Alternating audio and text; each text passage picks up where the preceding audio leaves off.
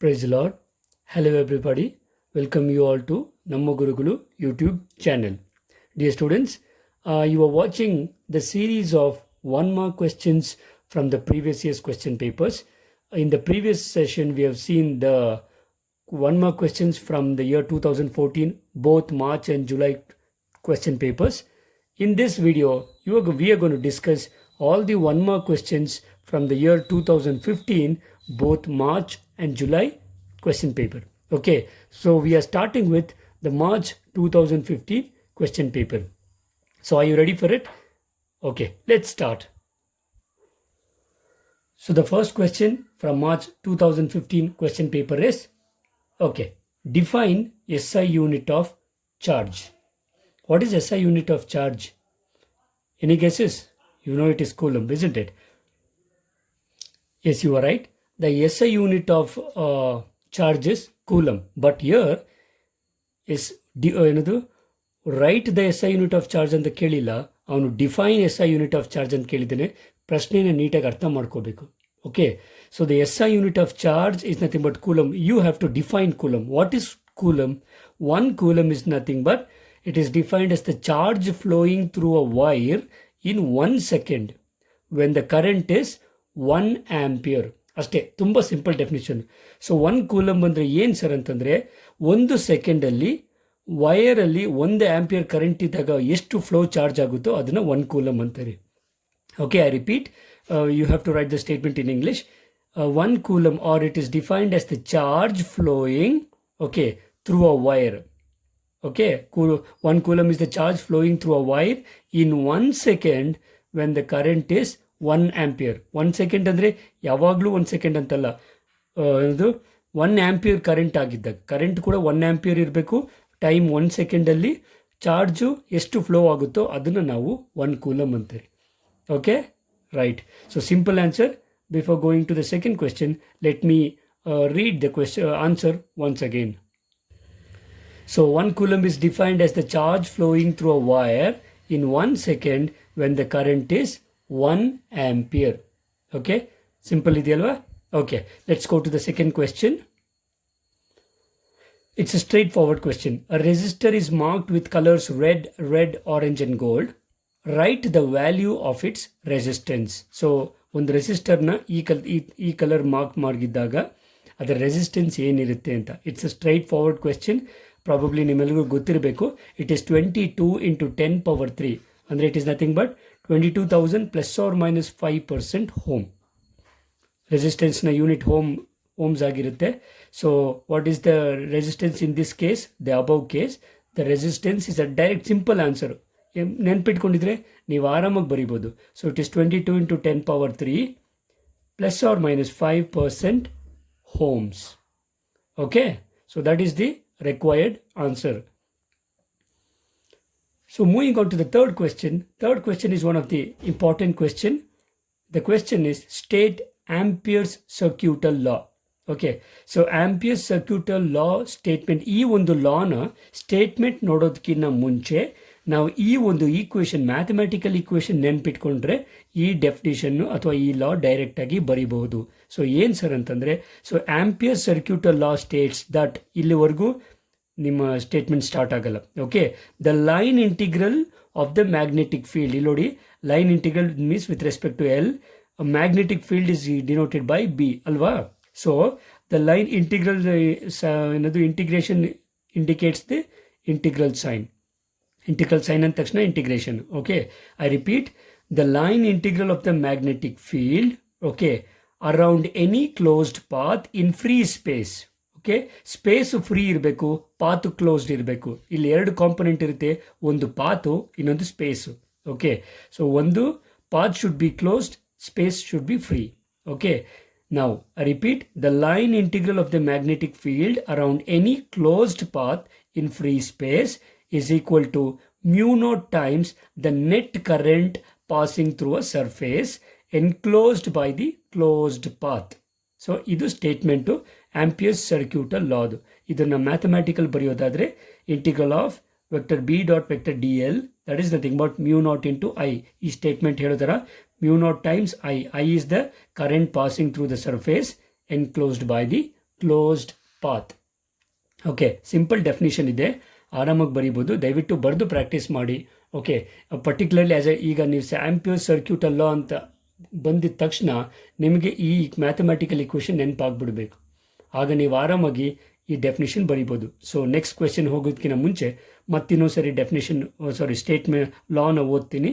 So ampere circuital law states that the line integral of the magnetic field around any closed path in free space, okay, is equal to mu naught times the net current passing through a surface enclosed by the closed path. Okay, simple question ಇದು, important question ಕೂಡ. So ನೆನ್ಪಿಟ್ಕೊಳ್ಳಿ, ಇದನ್ನು ಮತ್ತೆ ಕೇಳುವಂಥ chances ತುಂಬ ಇದೆ. Okay, fine. So let's go to the question number 4. The fourth question we have is, what is magnetic declination? Magnetic ಡೆಕ್ಲಿನೇಷನ್ ಅಂದರೆ ಏನು ಅಂತ ಕೇಳ್ತಿದ್ದಾನೆ. ತುಂಬ ಸುಲಭ. Okay, so magnetic ಡೆಕ್ಲಿನೇಷನ್ is the angle between the magnetic meridian and the geographic meridian. ಅಷ್ಟೇ, ಏನದು magnetic meridian ಮತ್ತು geographic ಮೆರಿಡಿಯನ್ನ ನಡುವೆ ಇರುವಂಥ ಆ್ಯಂಗಲ್ನ ನಾವು ಮ್ಯಾಗ್ನೆಟಿಕ್ ಡಿಕ್ಲಿನೇಷನ್ ಅಂತ ಕರಿತೀವಿ.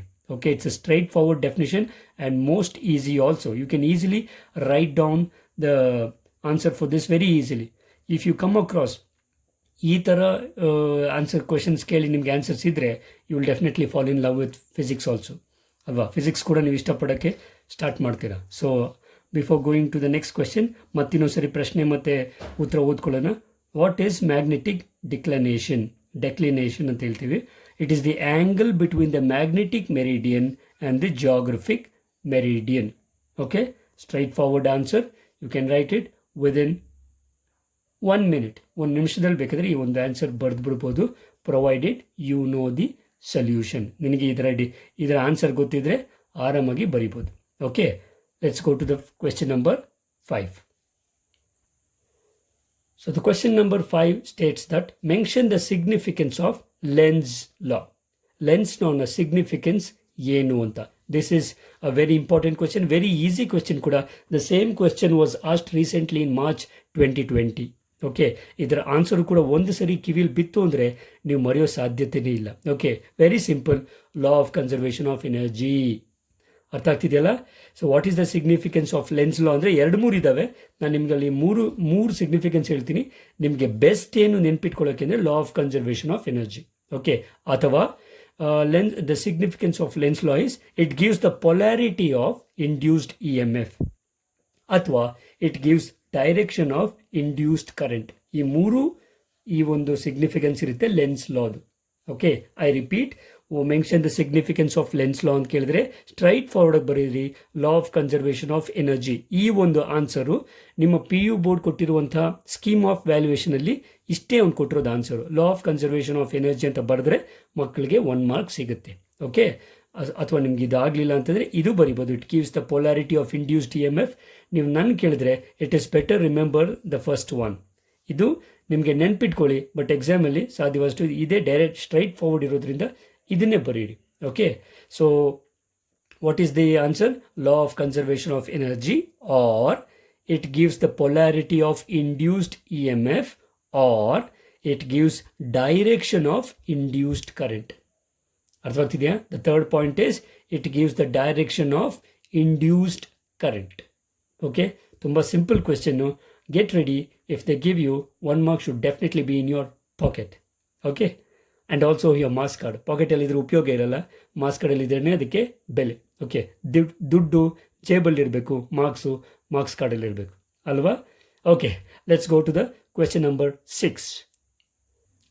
The question number 6 is, how does the power of a lens vary with its focal length? ಅಂದರೆ ಒಂದು ಲೆನ್ಸ್ನ ಪವರ್ಗೂ ಫೋಕಲ್ ಲೆಂತ್ಗೂ ಇರುವಂಥ ಸಂಬಂಧ ಏನು ಅಂತ. ತುಂಬ ಸಿಂಪಲ್ ಸ್ಟೂಡೆಂಟ್ಸ್, ಗೊತ್ತಿರಬೇಕು. ಕೆಲವು ಟೈಮ್ ಕಾಂಪಿಟೇಟಿವ್ ಎಕ್ಸಾಮ್ಸಲ್ಲೂ ಕೇಳ್ತೇನೆ. ಇನ್ವರ್ಸ್ಲಿ ಪ್ರಪೋರ್ಷನಲ್ ಅಂದರೆ ಪವರ್ ಇನ್ಕ್ರೀಸ್ ಆಗ್ತಿದ್ರೆ ಫೋಕಲ್ ಲೆಂತ್ ಡಿಕ್ರೀಸ್ ಆಗುತ್ತೆ, ಅಥವಾ ಫೋಕಲ್ ಲೆಂತ್ ಇನ್ಕ್ರೀಸ್ ಆಗ್ತಿದ್ರೆ ಪವರ್ ಡಿಕ್ರೀಸ್ ಆಗುತ್ತೆ. ಸೊ ಆನ್ಸರ್ ಇಷ್ಟೇ, ಇನ್ವರ್ಸ್ಲಿ ಪ್ರಪೋರ್ಷನಲ್. ನಿಮ್ಮ scheme of valuation inversely proportional ಅಂತಿದೆ, ಅಷ್ಟು ಬರೀರಿ, ಕಣ್ಣು ಮುಚ್ಕೊಂಡು ನಿಮಗೆ 1 ಮಾರ್ಕ್ಸ್ ಸಿಗುತ್ತೆ. ಅಥವಾ ಮ್ಯಾಥಮೆಟಿಕಲಿ ಬರೆಯೋದಾದರೆ P is equal to 1/f, where P ಅಂದರೆ power of the lens and F is the focal length ಅಲ್ವಾ. ಓಕೆ, ಸೊ ಈ ಪ್ರಶ್ನೆಗೆ ಆನ್ಸರ್ ಇನ್ವರ್ಸ್ಲಿ ಪ್ರಪೋರ್ಷನಲ್ ಬರೀರಿ ಅಥವಾ P = 1/f ಅಂತ ಬರೆದ್ರು ನಿಮಗೆ 1 ಮಾರ್ಕ್ ಸಿಗುತ್ತೆ. Okay, so moving on to the question number 7. What is the conclusion of Davison and Germer experiment on the nature of electron? Question ಮತ್ತೆ repeat ಮಾಡ್ತೀನಿ.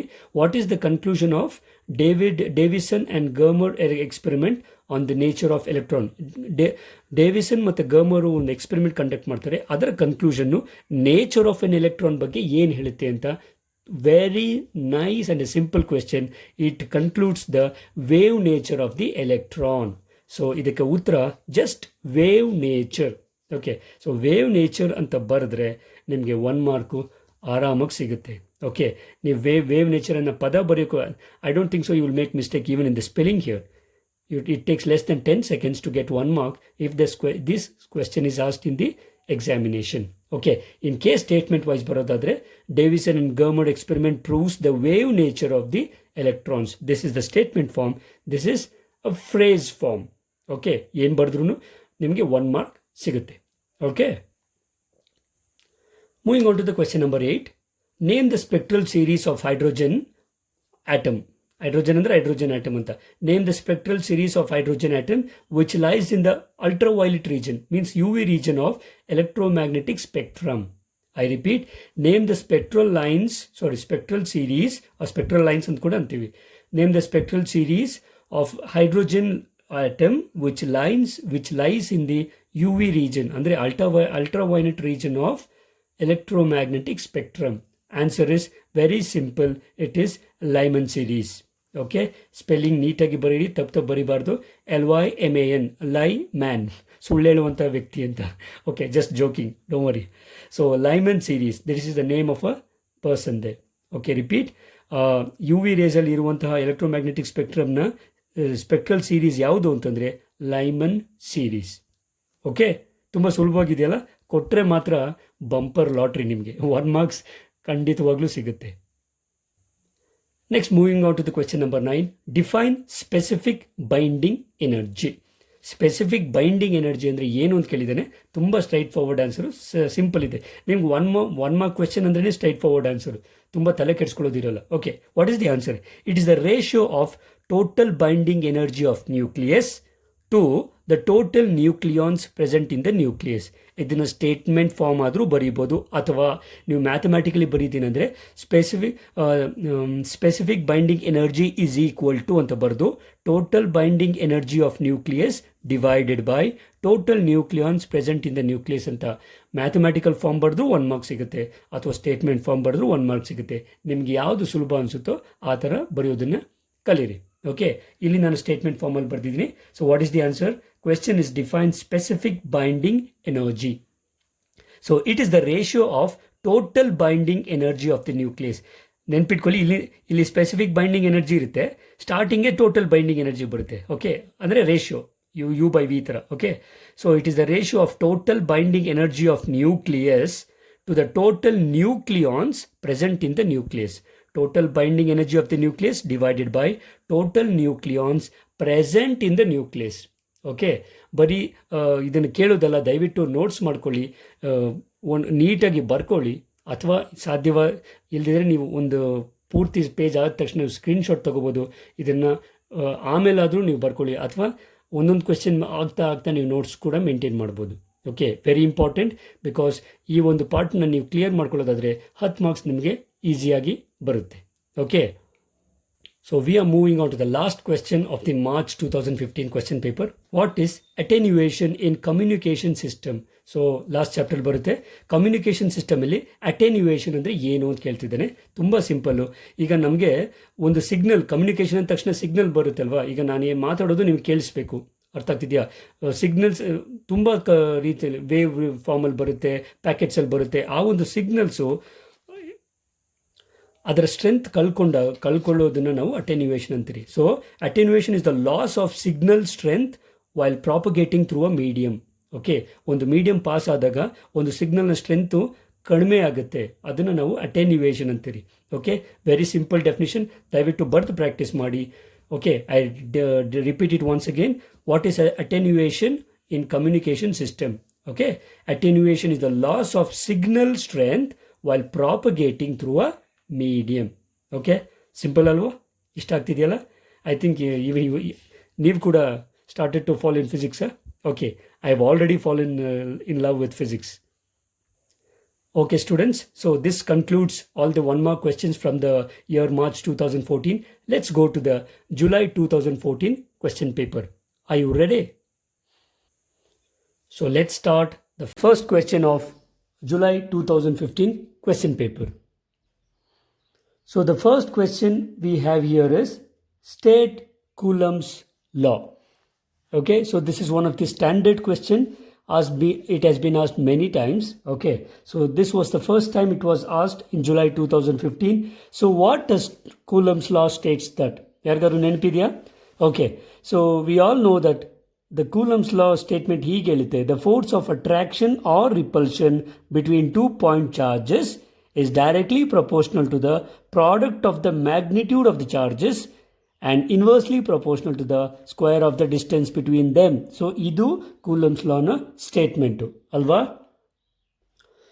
ಇದು ಸ್ವಲ್ಪ ಸ್ಟೇಟ್ಮೆಂಟ್ ಉದ್ದ ಇರೋದ್ರಿಂದ ನೆನ್ಪಿಟ್ಕೊಳ್ಳೋದು ಹೇಗೆ ಸರ್ ಅಂದರೆ, it's always better to remember the mathematical equation so that you would remember the Coulomb's law in a better way.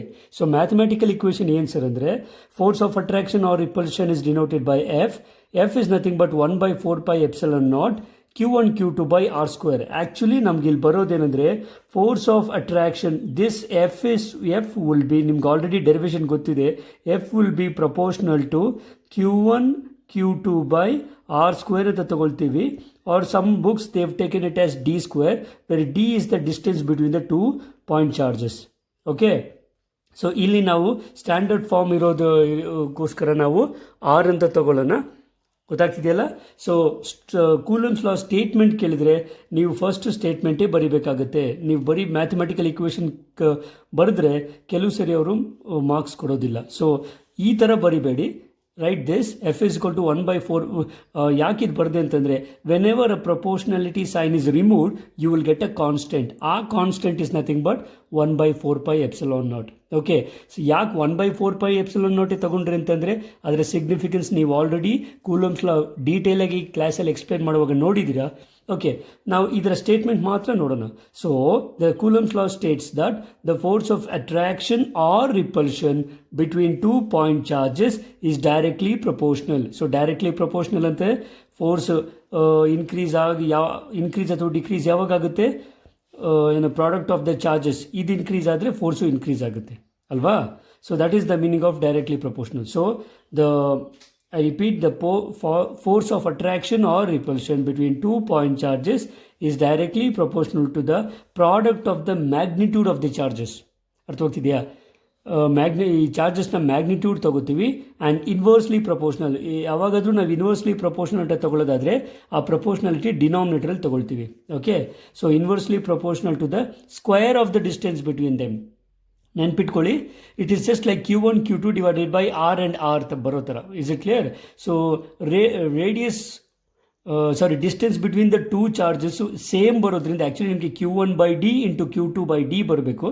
Since D is same will get D square, or since R is same it is R square. ಅರ್ಥವಾಗ್ತಿದೆಯಾ? ಅಷ್ಟೇ. And the direction of this force, ಈ force of attraction or ರಿಪಲ್ಷನ್ನ direction ಯಾವ ರೀತಿಯಲ್ಲಿ ಇರುತ್ತೆ ಅಂದರೆ, it is along the line joining the 2 charges.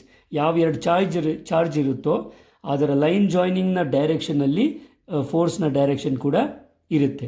Okay, so remember students, this is one of the basic and most important law also which is asked again in the coming years.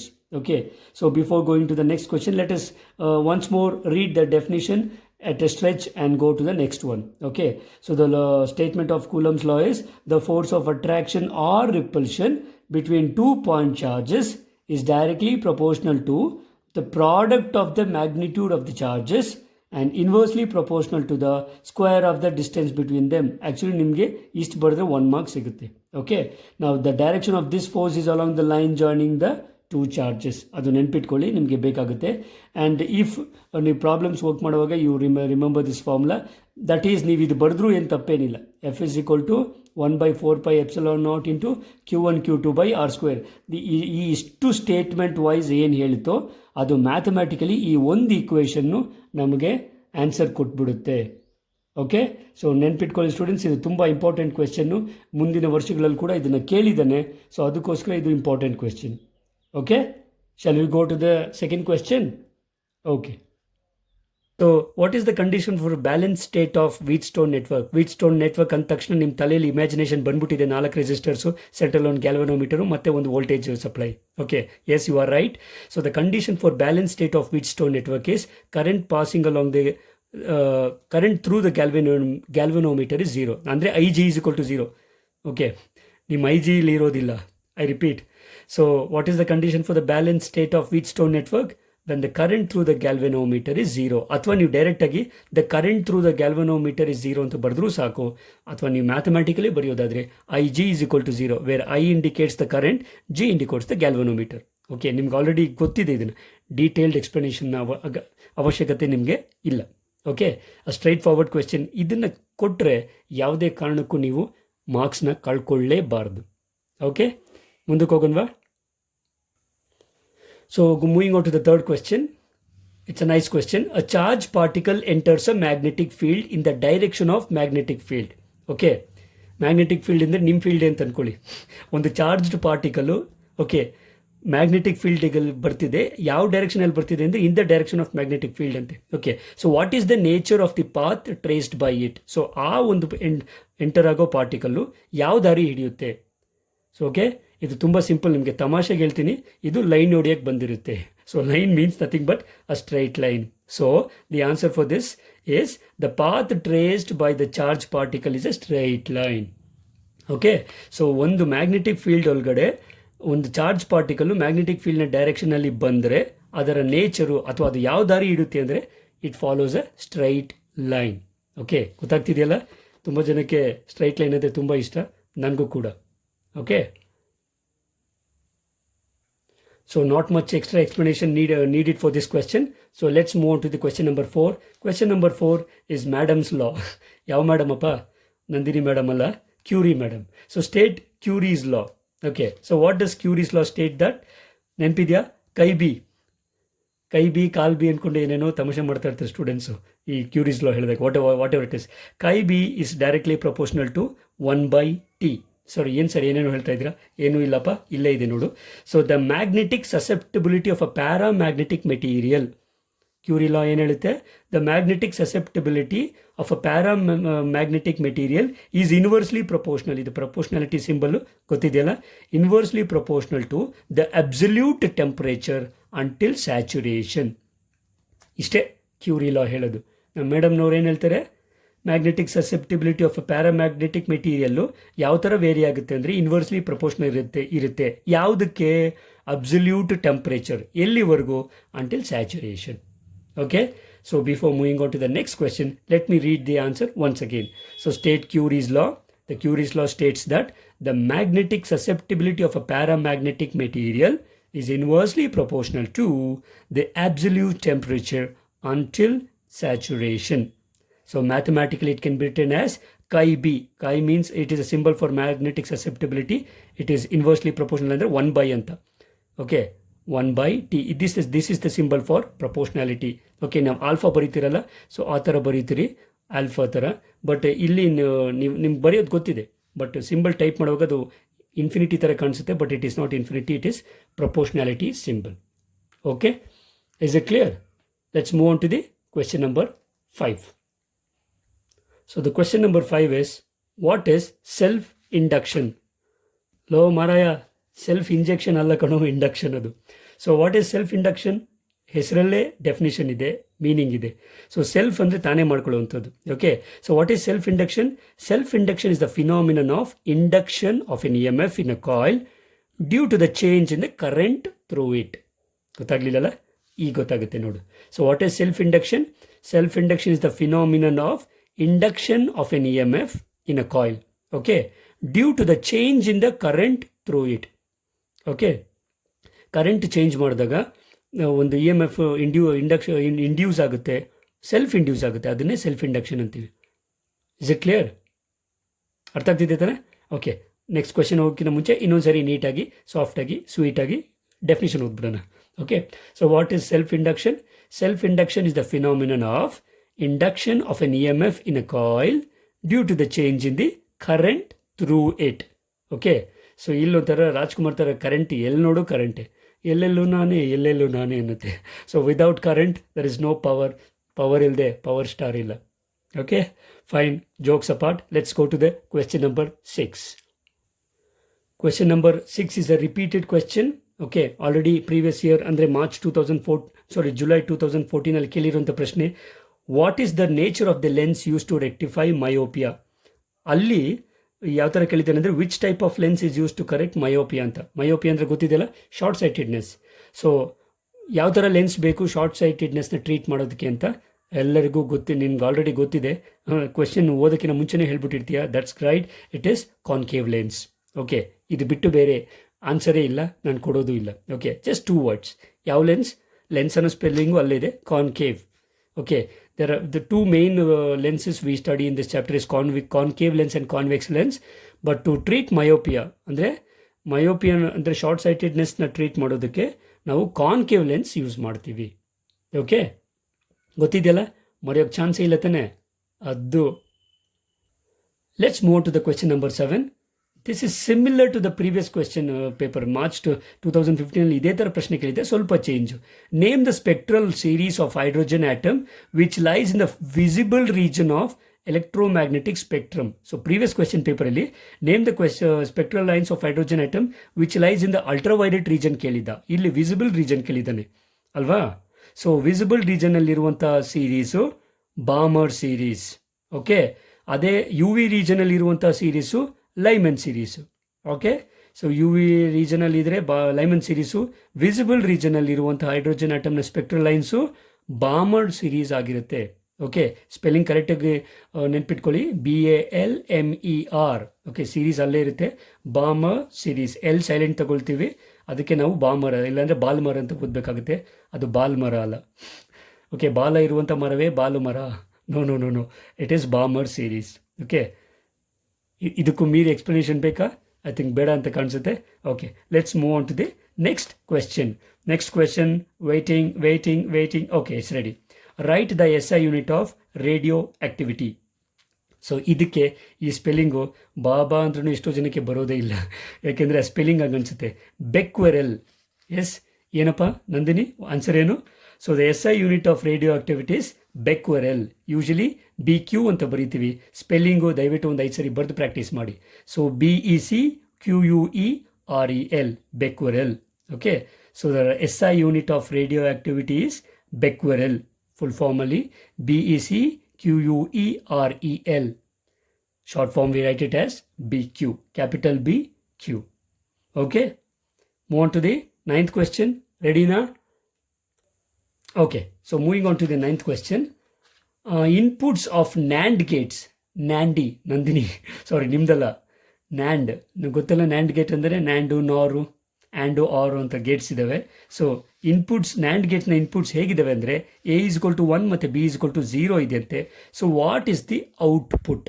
Okay, A 1 ಮತ್ತು B 0 ಇದ್ದರೆ ಗೊತ್ತಿದೆಯಲ್ಲ, 1 ಅಂದರೆ high ಇರುತ್ತೆ, 0 ಅಂದರೆ low input. Okay, so ಇದ್ದಾಗ ನ್ಯಾಂಡ್ನ output ಹೇಗಿರುತ್ತೆ? Okay, ತುಂಬ simple, ನೆನ್ಪಿಟ್ಕೊಳ್ಳಿ. ಫಸ್ಟ್ ಆಫ್ ಆಲ್ ನ್ಯಾಂಡ್ ಅಂದರೆ ಏನು ಅಂತ ಗೊತ್ತಿರಬೇಕು. Very simple. NAND is first letter ತೆಗೆದುಬಿಡಿ ಎನ್ ಅಂದರೆ ನೆಗೆಟಿವ್ ಆಫ್ ಆ್ಯಂಡ್ ಅಂತ, ಅಂದರೆ ಆ್ಯಂಡ್ನ ಉಲ್ಟಾ. ಓಕೆ, ಸೊ ಡೈರೆಕ್ಟಾಗಿ ನೀವು 1 ಬರಿಬೋದು, ಅಥವಾ ಇಲ್ಲಿ ನೋಡ್ಕೊಳ್ಳಿ. ದ ಔಟ್ಪುಟ್ ಇಸ್ ನೆಗೆಟಿವ್ ಅಂದರೆ ಬಾರ್ ತಗೊಳ್ತೀರಿ, ಔಟ್ಪುಟ್ ಯೂಶಲಿ Y ಅಂತ ತಗೊಳ್ತೀರಿ. Y = A.B bar. So that is nothing but A1, B ಇದು 1 ಪಾಯಿಂಟ್ ಅಲ್ಲಪ್ಪ, 1 into. Okay, 1 × 0 bar. So A1 B 0 ಇದ್ದರೆ ಆ್ಯಂಡಲ್ಲಿ 0 ಆಗುತ್ತೆ. ಸೊ 0ನ ನೆಗೆಟಿವ್, ಇದು ಝೀರೋನ ಆಪೋಸಿಟು 1 ಆಗುತ್ತೆ. Okay, so low signal opposite high signal. Okay, remember. So this is how you get the output. Output in the NAND gate will be 1. Okay, so ಬರೀ ಇಷ್ಟು ನಿಮಗೆ ಸಾಕೋಗೋದಿಲ್ಲ. Okay, so NAND ಗೇಟ್ನ ಎಲ್ಲ chances ನಾವು ಬರೆಯೋಣ. ಒಂದು input, let me take it as B, ಒಂದು A, ಇನ್ನೊಂದು B. Let me call this as A NAND B. So how do you write the options? 0, B also 0. Next A would be 1, B would be 0, or A would be 0, B would be 1, or A would be 1 and B it is 1. Okay, and ಅಲ್ಲಿ ಗೊತ್ತಾಗ್ತಿದೆಯಲ್ಲ, and ಅಲ್ಲಿ 1 ಮತ್ತು 1 ಇದ್ದಾಗ ಮಾತ್ರ 1 ಅಥವಾ ಎಲ್ಲ ಕಡೆ 0. ಕರೆಕ್ಟಾ?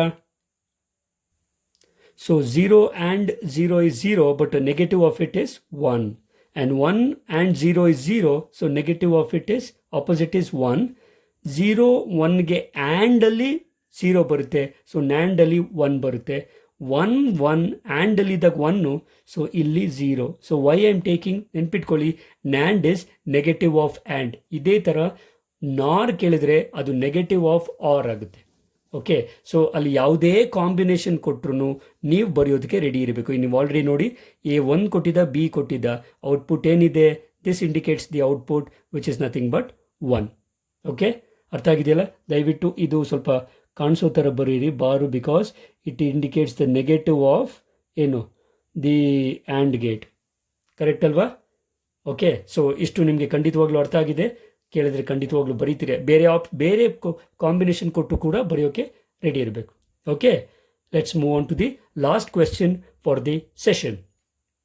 So the questions reads like this: what is modulation? So ಎಷ್ಟೋ ಜನ ಹಾಡು ಹೇಳುವಾಗ ವಾಯ್ಸ್ ಮಾಡ್ಯುಲೇಷನ್ ಅಂತೀರಿ ಅಥವಾ ಅಲ್ವಾ? ಸೊ ಇಲ್ಲಿ ಮಾಡ್ಯುಲೇಷನ್ ಅಂದರೆ ಏನು? Very simple. Modulation is the process of superimposing the low frequency message signal to a high frequency wave.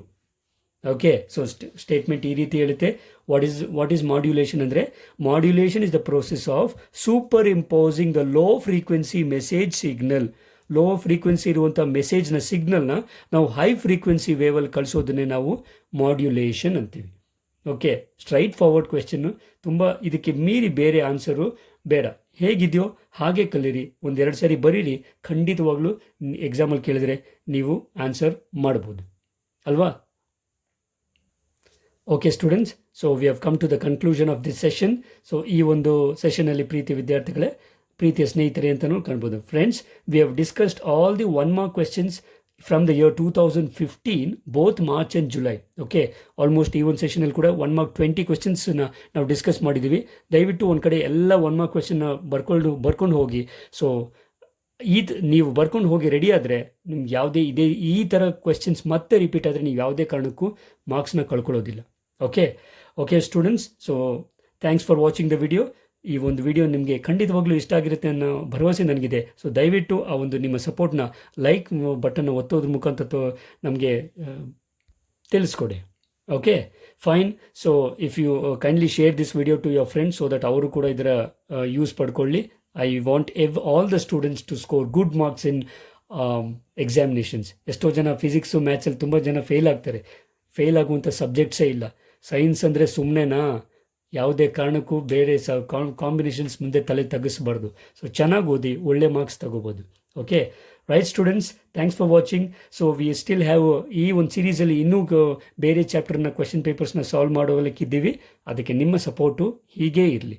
Okay students, let's meet again in the next session. Until then, take care and bye.